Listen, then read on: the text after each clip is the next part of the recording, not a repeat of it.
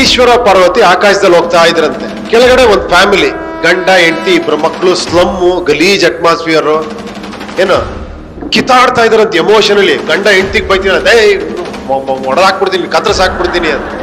ಹೆಂಡ್ತಿಲೇ ನನ್ನ ಮಗನೇ ನಿನ್ ಓಡಿಸ್ಬಿಡ್ತೀನಿ ನನ್ನ ಮನೆ ಬಿಟ್ಟು ಅಂತ. ಈ ತರ ಫುಲ್ ಗಲಾಟೆ, ಮಕ್ಕಳು ಅಳ್ತಾ ಇದ್ದಾರೆ. ಪಾರ್ವತಿ ಕೇಳಿದ್ಲಂತೆ, ಏನ್ ಶಿವ ನೀನ್ ಜಗದೋದ್ಧಾರಕ, ನೀನು ದೇವ್ರು, ನೀನು ಹೋಗ್ಬಿಟ್ಟು ಅವ್ರಿಗೇನಾರ ಒಂದ್ ವರಾಗಿರ ಕೊಟ್ರೆ ಒಳ್ಳೇದಾಗತ್ತಲ್ವಾ ಅಂತ. ಈಶ್ವರ ಹೇಳದಂತೆ, ಬೇಡ ಒಳ್ಳೇದಾಗಲ್ಲ, ಸುಮ್ನೆ ಬಾ ಹೋಗೋಣ ಮುಂದೆ. ಪಾರ್ವತಿ ಬಿಡ್ಲಿಲ್ಲಂತೆ, ನೀನ್ ಏನಾರ ಮಾಡ್ಲೇಬೇಕು ಇವ್ರಿಗೆ ಅಂತ. ಓಕೆನಾ? ಕೊನೆ ಕೆಳಗಡೆ ಬಂದ್ರಂತೆ. ಈಶ್ವರ ಹೋಗ್ಬಿಟ್ಟು ಒಂದ್ ವೇಷ ಮರೆಸ್ಕೊಂಡು ಹೋಗ್ಬಿಟ್ಟು ಆ ಗಲಾಟೆ ಮಾಡ್ತಿರಲ್ಲ ಗಂಡ ಹೆಂಡತಿ, ತಡೆದ್ಬಿಟ್ಟು ಗಂಡರ್ ಕೇಳದಂತೆ, ನಿನ್ಗೇನಾರ ಒಂದ್ ವರ ಕೇಳ, ಯಾಕೆ ಕೊಡ್ತೀನಿ ಅಂತ. ಅವ್ನ ಆವೇಶದಲ್ಲಿ ಇದ್ನಲ್ಲ, ಕೋಪದಲ್ಲಿ, ವರ ಕೊಡ್ತೀಯಾ, ಆಗತ್ತಾ, ಈ ನನ್ನ ಹೆಂಡತಿ ಹಂದಿ ಆಗೋಗ್ಬಿಡ್ಲಿ ಅಂತ. ಅವನ ಹೆಂಡತಿ ಹಂದಿ ಆಗೋಗ್ಬಿಟ್ಲಂತ. ಹಂದಿ ಹತ್ರ ಹೋಗಿ ಕೇಳದ್ನಂತ, ಮತ್ತೆ ನಿನ್ಗೇನಾರ ಒಂದ್ ವರ ಕೇಳಮ್ಮ, ಕೊಡ್ತೀನಿ, ಒಳ್ಳೇದಾಗತ್ತೆ ಅಂತ. ನನ್ನ ಹಂದಿ ಮಾಡೋದು ನನ್ನ ಗಂಡ, ಅವನು ಹಂದಿ ಆಗೋಗ್ಬಿಡ್ಲಿ ಅಂತ. ಅವನು ಹಂದಿ ಆಗೋಗ್ಬಿಟ್ಲಂತ. ಕೊನೆಗೆ ಆ ಮಕ್ಳು ಅಳ್ತಾ ಇದ್ರಂತೆ. ಅವ್ರನ್ನೋಗಿ 3ನೇ ವರ ಕೇಳದಂತೆ, ನಿನ್ಗೇನ್ ಬೇಕು ಅಂತ. ಮಕ್ಕಳೇ ನಮ್ಮ ಅಪ್ಪ ಅಮ್ಮನ್ ಮೊದ್ಲಿನ ತರ ಮಾಡ್ಬಿಡು ಅಂದ್ರಂತೆ. ಟಮಾರದ್ ಮತ್ತೆ ಮೊದ್ಲಿನ ತರ ಮತ್ತೆ ಸ್ಪೈಟ್, ಟಮಾ ಡಿಮೀರ್ ಅಂತ. ಈಶ್ವರ ಹೇಳದಂತೆ, ಎಷ್ಟು ವರ ಕೊಟ್ಟೆ ನಾನು? 3 ವರ ಕೊಟ್ಟೆ. ಏನಾರ ಯೂಸ್ ಆಯ್ತಾ ಇವ್ರಿಗೆ?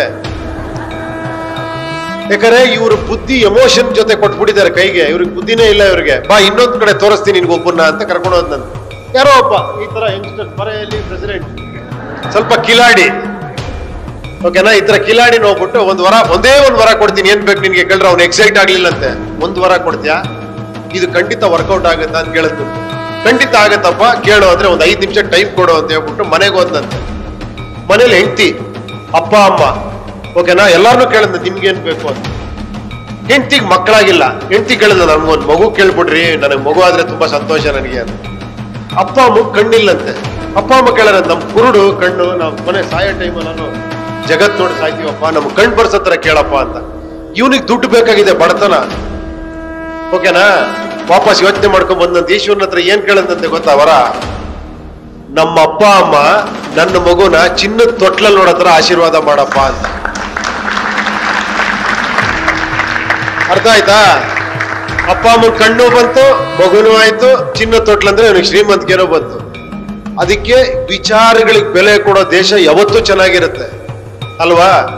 ಈ ಎಮೋಷನ್ ಬೆಲೆ ಕೊಡೋದಿದೆಯಲ್ಲ, ಅದು ಯಾವತ್ತೂ ಅಜ್ಞಾನದ ಫಲ ಅಹಂಕಾರ, ಅಹಂಕಾರದ ಫಲ ದ್ವೇಷ, ದ್ವೇಷದ ಫಲ ಸರ್ವನಾಶ.